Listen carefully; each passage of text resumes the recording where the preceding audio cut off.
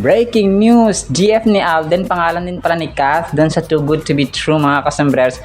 Alam ko, alam niyo rin yon yung pangalan ni Ali, no? Magugulat kayo dito mga kasombrers, no? May nag-post, may nag-comment lang din sa ating vlog kanina kung kaya nalaman ko. Tapos, Mayor Mark at saka Kath, break na daw, no? Sabi dito ni Naybara Lopez, no? Something like that mga kasombrers. Yan at marami pang items sa vlog na ito. Unahin ko ito, si Ma'am Cara David, nag-post din pala siya, no?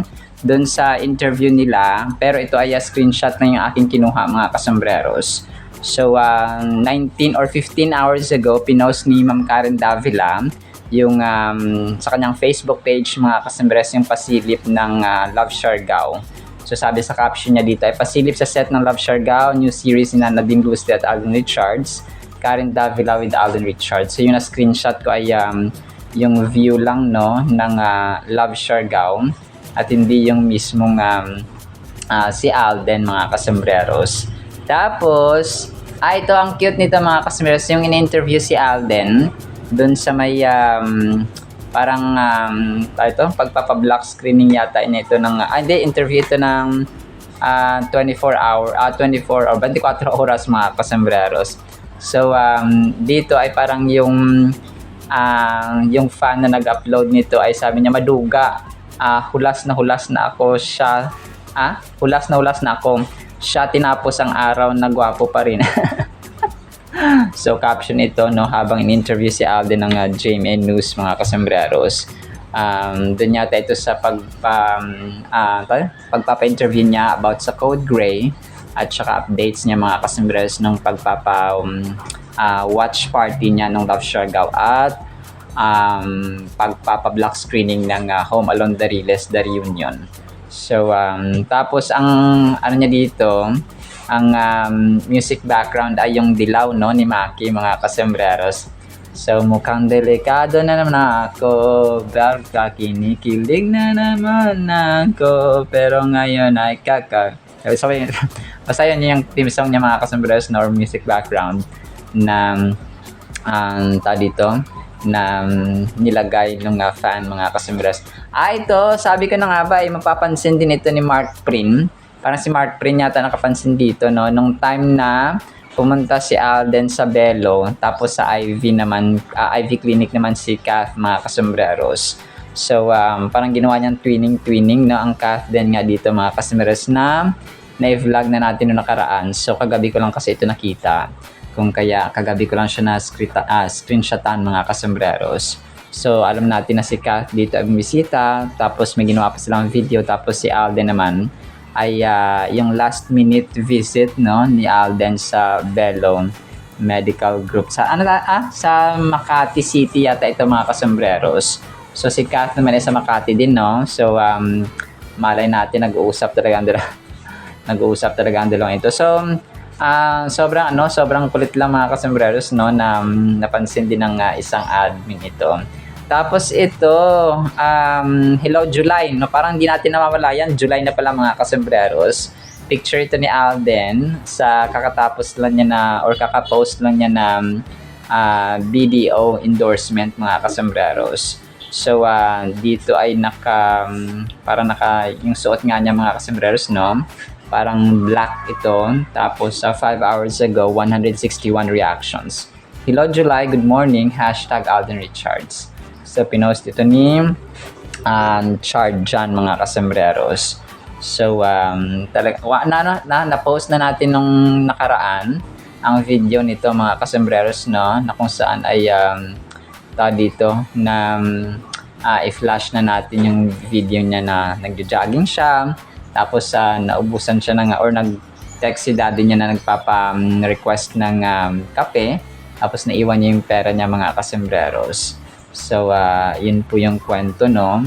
And then, ginamit niya ang BDO na pangbayad, mga kasombreros, sa kanyang sa request na ito ng kanyang Daddy Bay, mga kasombreros.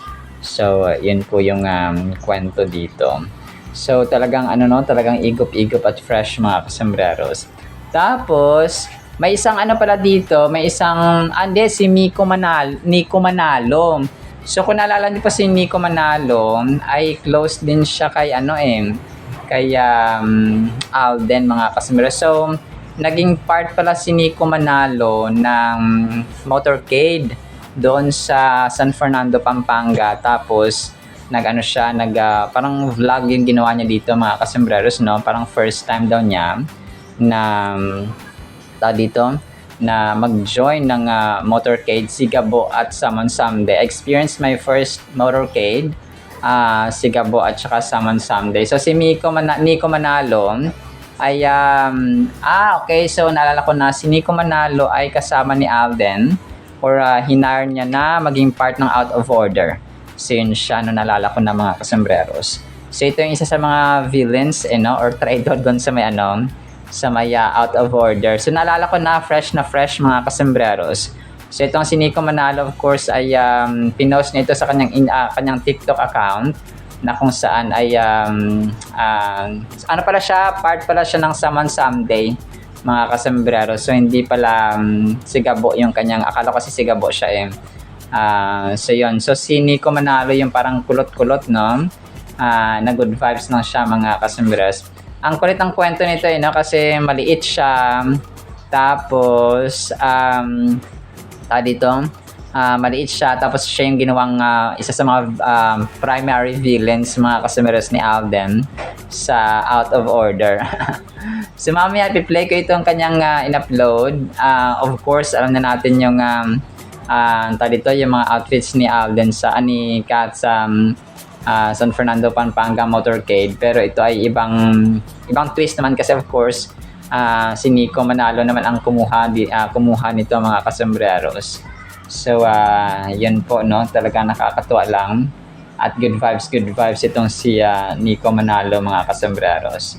So yan, mamaya i-play natin ito, no, ang cute lang niya Nico mga kasambreros. Tapos doon sa may Benlay ribbon cutting mga kasambreros, may mas malinaw pala dito na na video na pinost ng isang admin kanina na kung saan ay si Alden kasama ang parang production team ng Benlay ay kasama siya dito. Tapos pinost pala ni Ma'am Shelly Conde yung mga last part ng videos na ito mga kasambreros sa kanyang Instagram. Tapos sinama na ng admin dito yung mag-isa lang si Alden mga kasambreros. So, yun. Tapos may bag sa dulo. Yung nakaraan kasi, yung nagka-cut sila ng ribbon, parang malabo, no? Yung video na yon mga kasambreros. Pero ito ay mas malinaw siya, no? Na sobrang madami nagagapuhan mga kasambreros. Tapos may isa ring video dito na parang mas kompleto siya, no? Bago siya tumayo doon sa may harap mga kasambreros. So, at saka ito, wala itong music background, no, na ribbon cutting nila, kung kaya pwede natin i-play ito mamaya. So yung nakaraan kasi na nag-ribbon cutting sila ay may music background, kung kaya hindi ko siya na-play mga kasambreros. So ito naman ay pwede nating i-play mamaya kasi nga walang music background. So yung pagkatawag kay Alden, tapos nung lumapit siya, nakipagkamay doon sa may mga may-ari yata ito ng Benlay, Thailand. Tapos ay yon hanggang sa pag-cut ng ribbon cutting mga kasambreros. So ang lupit lang talaga ni Pops Alden. Tapos isa sa mga major items natin, so ito na, no, parang nalalabo na. Parang break na ba yung calf mark mga kasambreros, kasi si Ma'am Naybara Lopez ay nag-post din siya kagabi, no, 15 hours ago. Break na ba calf mark? Bakit wala nang sighting sa kanilang dalawa? Miss ko na Catherine na may jowa, sabi dito ni Ma'am Naybara Lopez. So, wala na nga, no, parang parang trial and error din siguro yung ginawa doon mga kasambreros, kung meron talagang, alam mo yon, meron talagang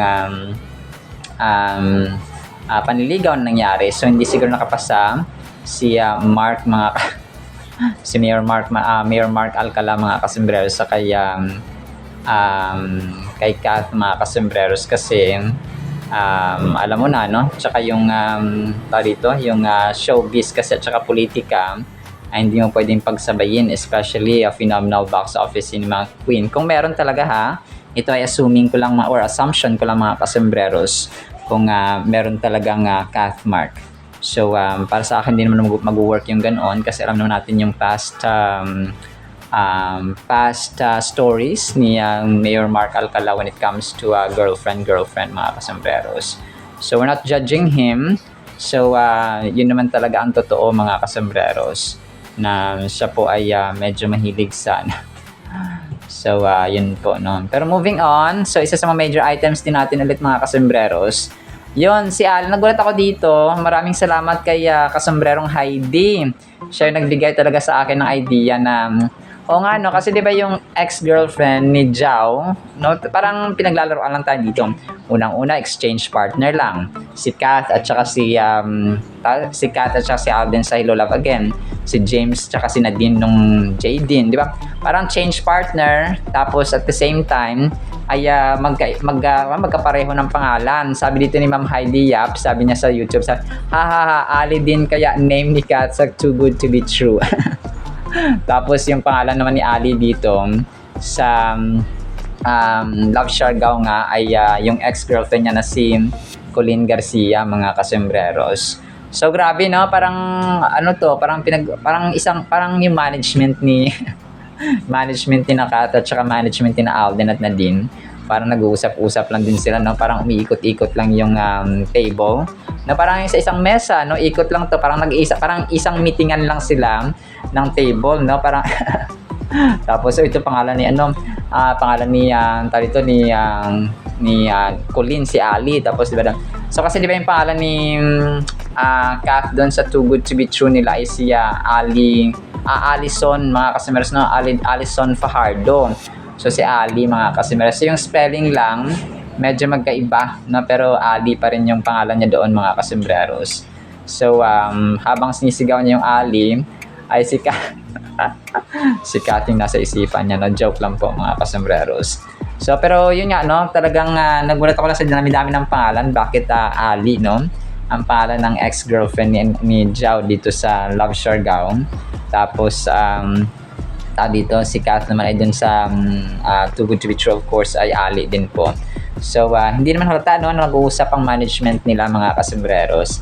So nakaka-good vibes ito no mga kasembreros na malaman. So maraming salamat sa pagtimbre no at saka sa idea no, kasombrerong Heidi Yap no. So sobrang salamat po. Tapos last item natin, pinost ito ni Charjan 2 hours ago. Pogi pa rin up to now. So kinumpara niya dito yung 2022 at saka 2026 na angulo ni Alden no, parehong may dimple mga kasembreros.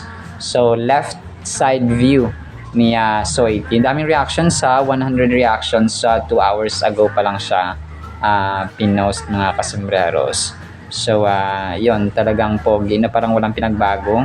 Edad lang yung tumatanda kina Kathleen Alden mga kasembreros. So pareho pa rin alam mo yun, igop at saka guwapa mga kasembreros. Alright, so yan lang actually sa ating Kathleen item. So yung Word of God po natin, isang beses na lang isang araw no. Yung pinakaunang pinost natin kanina, doon po yung Word of God. So dito naman ay verse lang po yung ipa-flash natin. Pero pakinggan natin itong mga video, sana ipa-play po natin. And then isang pinagpalang araw po ha sa bawat isa.